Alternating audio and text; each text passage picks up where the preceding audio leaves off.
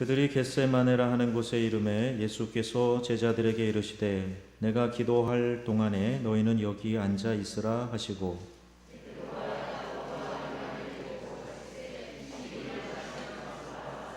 말씀하시되 내 마음이 심히 고민하여 죽게 되었으니 너희는 여기 머물러 깨어 있으라 하시고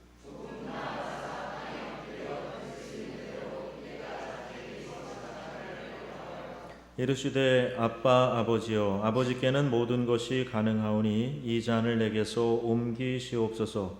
그러나 나의 원대로 마시옵고 아버지의 원대로 하옵소서 하시고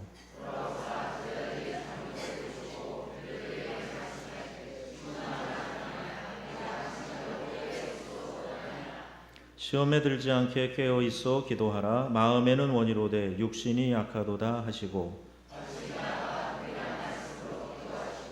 다시 오사 보신즉 그들이 자니 이는 그들의 눈이 심히 피곤함이라. 그들이 예수께 무엇으로 대답할 줄을 알지 못하더라.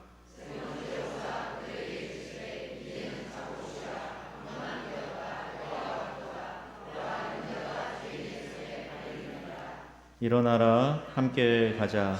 보라 나를 파는 자가 가까이 왔느니라. 아멘.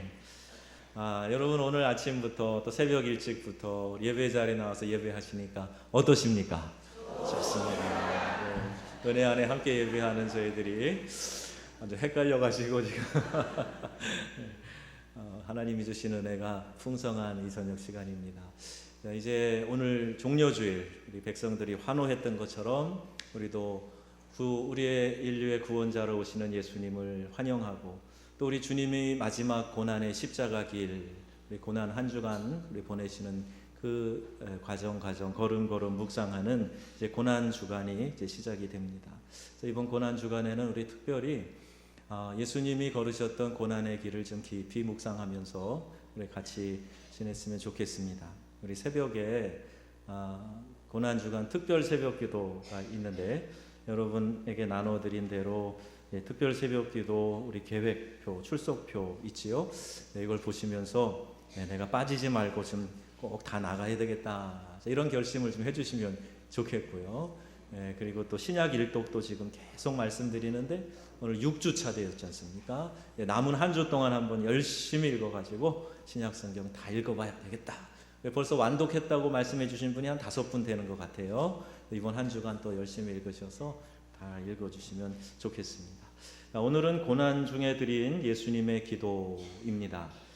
잡히시기 전날 겟세마네 동산에서 예수님께서 기도하신 그 기도의 내용이지요. 물론 예수님이 고난 받으신 그 절정은 십자가입니다. 그리고 십자가에서 드린 예수님의 기도가 어떻게 보면 마지막 기도라고도 볼 수가 있지요. 돌아오는 수요일 날은 이제 가상 7원, 예수님이 십자가에서 하신 말씀 7마디에 대해서 한 말씀 한 말씀 생각해 보려고 합니다. 사복음서에 있는 말씀을 다 합쳐보면 십자가 위에서 7마디를 하셨어요. 그것을 수요일 날 함께 상고하려고 하는데 수요 예배도 좀 많이 나오시고 또 목요일 날 우리 노방전도도 많이 나오시고 그래서 이번 고난주간에는 특별한 의미 있는 한 주간으로 그렇게 보냈으면 참 좋겠습니다. 예수님의 가상 7원 중에 기도에 해당하는 부분이 3마디가 있습니다. 누가복음 23장에 보면 아버지여 저희의 죄를 사하여 주옵소서 32절에 기록되어 있고 마태복음 27장 46절 엘리 엘리 라마 사박다니 이 말씀이 거기 기록되어져 있고 누가복음 23장 46절에는 어쩌면 맨 마지막 말씀과도 같은 그 기도가 있지요. 아버지여 내 영혼 아버지의 손에 부탁하나이다 이 말씀입니다. 우리가 주님과 함께한 이 마지막 자리, 마지막 주님께서 이 땅에서 우리에게 보여주셨던 그 모습, 그 기도, 이것을 묵상하는 것 깊은 의미가 있습니다. 많이 은혜가 됩니다. 공항에서 이병소에서 우리 잠시 헤어짐을 아쉬워서 눈물 흘리는 사람들이 있어요. 그런데 만약 어떤 사람이 그 사랑하는 사람과의 마지막 만남이라면 이 통화가 마지막 통화라면 그럼 어떤 말을 남기겠습니까? 한참 동안 지난번에 그 9.11 사태 이후에 사랑하는 사람에게 남긴 마지막 말 뭐 이런 것들이 한동안 회자된 적이 있어요. 비행기 폭파 직전에 또는 이 사람과 이제 마지막 헤어지는 이별의 순간에 그때라면은 어떤 말을 남길까? 우리 목회자들은 설교학을 배우는 신학도 시절에 그런 질문을 종종 받습니다. 이 설교가 마지막 설교라고 생각한다면 무슨 설교를 하겠는가? 마지막 설교라면 이제 그런 도전, 그런 질문 받게 됩니다. 어떤 마음이 들까? 예수님은 공생의 마지막 순간을 사랑하는 제자들 몇 명과 기도하며 보내시기 위해서 겟세마네 동산으로 올라가셨습니다. 변화산을 비롯해서 중요한 순간순간마다 예수님이 늘 데리고 다녔던 베드로, 야고보, 요한, 이렇게 베드로, 안드레, 요한 이렇게 세 제자와 함께 기도하러 가셨어요. 그리고 32절에 보니까 내가 기도할 동안에 너희는 여기 앉아 있어라 이렇게 말씀하십니다. 내가 기도할 동안에 너희는 여기 앉아서 놀아라 그런 뜻이 아니라 내가 기도하러 좀 떨어진 곳으로 가니 너희들도 나와 함께 마음을 나누고 함께 기도했으면 좋겠다 그 말씀이신 거죠. 예수님은 이미 마지막 만찬에서 자신이 잡혀 죽게 될 것을 말씀하셨고 또 베드로가 부인할 것에 대하여서도 예언의 말씀을 하셨습니다. 단 하루밖에 지나지 않았습니다. 근데 이 신복 제자 3명을 데리고 기도하러 가셔서 너희는 여기 머물러 깨어 있으라 이렇게 말씀하셨어요. 그리고 성경에 보면 깨어라 그 다음에 기도하라 이 말이 항상 병행구처럼 같이 나오는 것을 자주 보게 됩니다. 깨어서 기도하라는 거예요. 근신하라 깨어라. 깨어서 뭘 하는가? 기도하라는 말씀입니다. 여기에는 우리 주님의 아주 고민스러운 마음이 담겨져 있습니다. 마가복음은 예수님의 인성에 대해서 인자로 오신 예수님에 대해서 강조하는 복음서입니다. 거기 보면 예수님의 인성을 통하여서 느껴지는 것 같은 그런 표현들이 많이 나옵니다. 33절에 보면 심히 놀라시며 슬퍼하사 이런 표현이 있어요. 예수님도 놀라셨다. 그런 마음이 아주 무겁게 가라앉으셨다. 또 슬퍼하셨다. 이런 표현들이 마가복음에 상세하게 기록되어져 있습니다. 놀랐다는 얘기예요. 두려움과 공포에 휩싸여 있으셨다는 그런 말씀입니다. 슬픔에 잠기셔서 말씀하셨다 하는 겁니다. 그리고 34절에 구체적으로 표현하기를 내 마음이 심히 고민하여 죽게 되었으니 너희는 여기 머물러 깨어 있으라 이렇게 말씀하셨어요. 깨어 있으라 정신 차리고 깨어서 기도해라. 또 38절에 보면 시험에 들지 않게 깨어 기도하라. 이렇게 간절히 예수님은 제자들에게 그것도 가까이 데리고 다녔던 3명의 제자들에게 이렇게 그 마음을 나누고 호소하고 계셨습니다. 가끔 목회하다 보면 성도님들이 참 말을 안 듣는다 이런 생각이 들 때가 있어요. 물론 말을 잘 듣고 잘 따라와 주시는 경우도 많지만 가끔 그래요. 그럴 때마다 제가 예수님 제자도 이렇게 말을 안 들었는데 그 생각을 하면서 다소 위로를 받기도 합니다. 깨어라, 정신 차려라, 기도하라. 내 마음이 고민이 되고 심히 죽게 생겼다. 나와 함께 깨어 기도하자. 그러는데 이들은 육신의 연약함을 핑계로 깨어 있지 못합니다. 자신들의 랍비, 선생님입니다. 아니 얼마 전에 베드로는 아주 멋진 신앙 고백을 했어요. 주는 그리스도시요 살아계신 하나님의 아들이십니다. 그랬어요. 아니 살아계신 하나님의 아들을 자기의 육안으로 보고 있으면서 그 하나님의 아들이 깨어 기도하자 말씀하는데 내가 고민이 돼서 죽겠으니 내가 기도하러 가니 너희도 요만치 떨어져서 나와 함께 기도하자. 그리고 특별히 데리고 갔는데 기도 안 합니다. 말 되게 안 들어요. 심히 고민이 되어 죽게 되었다 이렇게 하시는데 정신 못 차리고 있습니다. 사태의 심각성을 깨닫지 못하는 것이지요. 철없는 아이들도 아니고 도대체 3년씩이나 예수님을 따라다닌 이들이 게다가 상위 3명 아닙니까? 상위 그룹의 3명 늘 더 은밀한 가르침을 주셨던 이 3명 그런데 이들에게는 영적인 감각이 없었어요. 오순절 성령 강림 그 이전까지는 참 무지랭이들입니다. 어떻게 예수님이 이런 사람들을 3년씩 데리고 다니면서, 저도 제자 훈련을 해보지만 그래도 1년 하면 많이 달라지는데 예수님이 제자 훈련을 완벽하게 시키셨을 텐데 참 사람들도 대단하다. 3년을 따라다니고도 어찌 이렇게 모르나. 감각이 없는 겁니다. 여러분, 누가 주님의 마음을 좀 알아드릴까? 어떻게 하면 주님의 마음을 좀 알 수 있을까? 우리 복음송을 부르면서 아버지 당신의 마음이 있는 곳에 나의 마음이 있기를 원해요. 사실 노래는 참 잘해요. 그런데 하나님 아버지의 마음이 어디 있는가 살피려고 하는 마음은 전혀 없습니다. 아버지가 내 마음 알아주시기만을 늘 기도하고 늘 그걸 바라지 주님의 마음이 어디에 있는가. 신앙이 좋다는 게 다른 게 아니에요. 신앙 좋다는 게 뭐 우리가 그냥 흔히 상식적으로 생각하는 거기에 있지 않습니다. 정말 신앙이 좋은 것, 우리 주님의 마음을 느낄 줄 아는 겁니다. 누가 효자고 효녀입니까? 부모님의 마음을 좀 아는 사람들이 효자고 효녀예요. 그래야 부모님의 마음을 기쁘시게 해드릴 수도 있고 아프게 하지 않을 수 있기 때문에 그렇습니다. 주님 말씀하시면 내가 나아가리다. 주님 뜻이 아니면 내가 멈춰서리다. 이렇게 고백하면서도 실제로 우리의 삶은 여전히 고집스럽고 내 뜻대로 살고 내가 고집을 세우고 내 뜻, 내 자존심 때문에 순종하지 않는다. 그럼 이게 바로 불신앙인 것입니다. 내 자아가 껍질을 깨지 못하고 사는 그런 사람인 것이지요. 아침 말씀에 비추어 보면 미랄은 미랄인데 땅속에 들어가서 이것이 껍질이 깨지고 발화가 돼야 되는데 그렇게 하지 않고 있는 거지요. 고민하시는 주님의 마음이 여러분에게 순간순간 느껴지시기를 축원합니다. 이 고난 주간에는 정말 제가 주님 마음 느끼게 해주세요. 이번 한 주간 주님의 고난의 길을 제가 느끼게 해주세요. 이런 기도가 좀 있었으면 좋겠어요. 우리 안에 내주하시는 성령님께서 탄식하시고 또 때로는 기뻐하시고 하는 그러한 모습, 이것을 저와 여러분이 잘 느낄 수 있게 되기를 바랍니다. 35절 조금 나아가 땅에 엎드려 될 수 있는 대로 이 때가 자기에게서 지나가기를 구하여 그랬어요.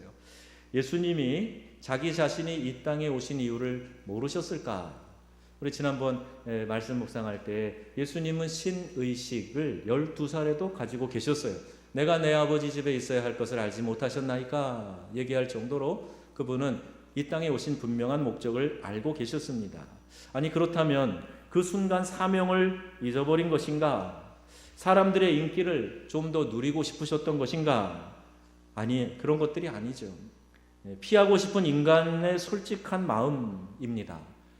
그리고 자신의 사명을 안다고 해서 그것을 다 기쁘게 감당할 수 있는 것은 아니에요. 목회를 하다 보면 그래요. 하나님이 부르심, 그 부르심의 소명, 내가 해야 될 마땅한 일들 알지만, 느끼지만 때로는 마음이 약해질 때가 있고 또 목회의 여정 가운데서 피곤함을 느낄 수 있어요. 우리 주님은 우리와 같은 똑같은 인생을 가지셨기 때문에 그 상황이 고민스럽고 그 마음이 괴롭고 그래서 할 수만 있거든 이 잔이 내게서 옮겨지기를 아버지께 한번 간구했던 것입니다. 때로는 어렵게 힘들게 십자가 지는 마음으로 그 길을 묵묵히 가기도 하지만 때로는 그 일을 좀 벗어버리고 싶은 마음이 드는 것, 그게 인간의 본연의 마음입니다. 그래서 주님과 기도해요. 아빠, 아버지, 아바, 아버지 이렇게 이야기하고 할 수만 있거든 아버지께는 모든 것이 가능하오니 이 잔을 내게서 옮기시옵소서. 이렇게 표현되어져 있습니다. 고상한 표현이지만 아빠 못하겠어요. 정말 두려워요. 저 이 수치와 고통을 감당할 자신이 없어요. 사탄의 조롱을, 사람들의 냉소를 제가 감당하기 어려울 것 같아요. 더군다나 죄인의 대표로 아빠 앞에 서야 되는 그 순간 너무 두려워요. 이렇게 기도하신 거예요. 가끔 우리 마음이 절망스러울 때 우리가 하나님을 향해서 그렇게 절규할 때가 있어요. 새벽 기도에 나와서 기도하시는 분들 가운데도 그런 절규의 소리가 간간히 들려요. 내용은 알 수 없지만 무엇인가 하나님께 절규하고 있구나 그런 생각이 들어요. 언제는 산에 올라가서 기도원에 가서 또 특별한 기도 주간을 가지면서 하나님께 매달려 절규하는 그런 기도의 시간 우리도 갖고 가끔 경험을 하기도 하지요. 그런데 주님은 이 기도를 이렇게 마무리하십니다. 나의 원대로 마시옵고 아버지의 원대로 해주세요. 그렇게 기도하는 거예요. 여기 분명히 나와 있죠. 내 뜻, 내가 기뻐하는 뜻, 내가 원하는 것, I want, 내가 하고 싶은 것 있다는 거예요. 그런데 내 뜻대로 마시고 아버지의 원대로, 아버지의 계획대로 이루어지기를 원합니다. 이렇게 말하고 있습니다. 내 원은 뭐예요? 피하고 싶은 겁니다. 그런데 하나님의 원, 아버지의 원은 뭡니까? 십자가를 지고 인류를 구원하라. 이게 하나님이 원하시는 바예요. 그래서 예수님은 기도하는 겁니다. 내 뜻을 하나님의 뜻 앞에 굴복시키기 위해서 기도하는 거예요. 기도 외에는 다른 재간이 없습니다. 우리는 그렇게 고집 센 존재들입니다. 내가 하나님의 뜻을 쫓아가려면 기도할 수밖에 없어요. 기도하는데도 내 자아가 잘 꺾이지 않고 부서지지 않으면 금식하는 거예요. 그래서 내 육체적인 모든 힘을 빼놓고 하나님 앞에 순종하기로, 그렇게 나아가는 게 금식 기도예요.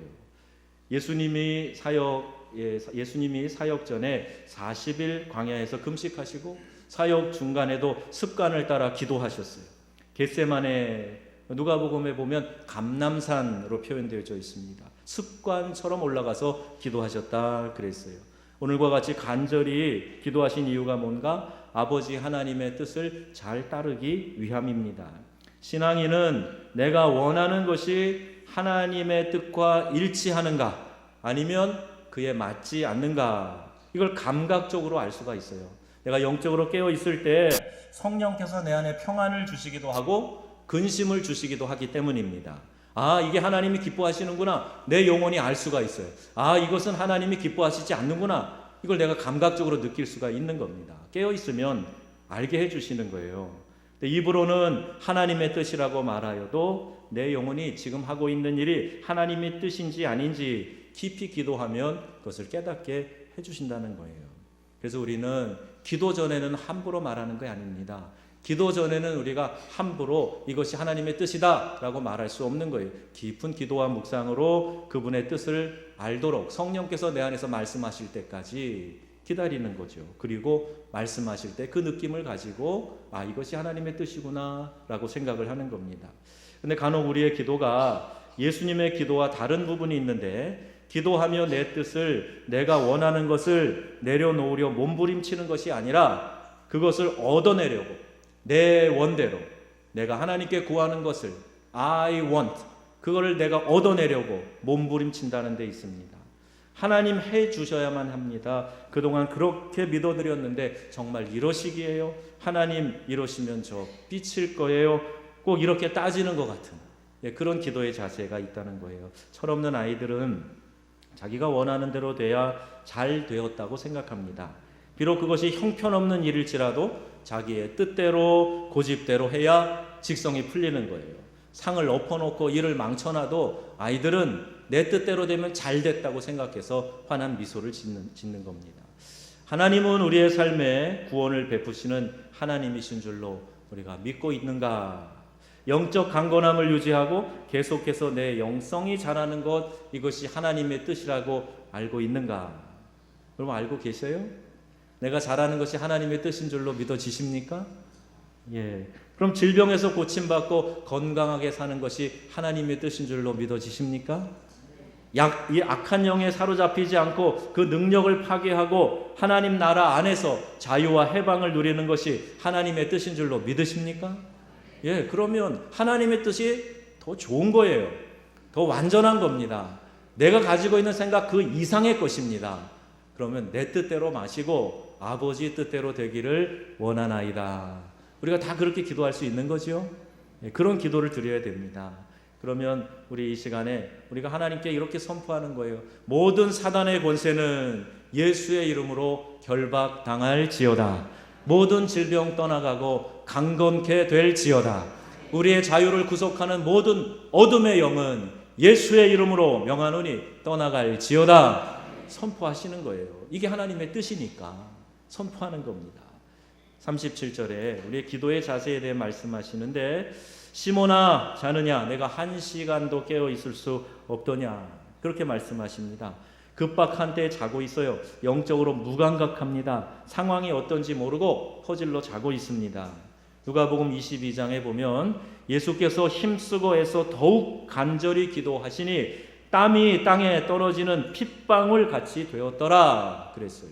못의 혈관이 터지며 땀이 떨어질 때 그 터진 피가 같이 떨어져서 땀방울인지 핏방울인지 모를 정도로 집중해서 간절히 하나님 앞에 기도하고 있고, 제자들에게 시험에 들지 않게 깨어 기도하라 이렇게 말씀하셨어요. 그런데 그들이 그렇게 깨어 있지 못합니다. 예수님은 사랑이 풍성하신 분이시라 마음에는 원이로되 육신이 약하도다 이렇게 점잖게 말씀하셨어요. 이 말씀으로 여러분 위안을 삼습니까? 그날 밤 기도하지 않아서 당한 제자들의 엄청난 실패를 한번 기억해 보세요. 칼을 휘두릅니다. 도망갑니다. 예수님을 멀찌감치 따라간 것 그나마 그래도 잘했는데 그만 예수님을 부인하는데 저주하면서 부인합니다. 그날 저녁에 좀 깨어만 있었더라도, 주님 말씀 듣고 조금 깨어 기도만 했더라도 제자로서 3년 동안 예수님 모시고 따라다닌 제자로서 이런 수치는 당하지 않았을 텐데 그들은 기도하지 않았어요.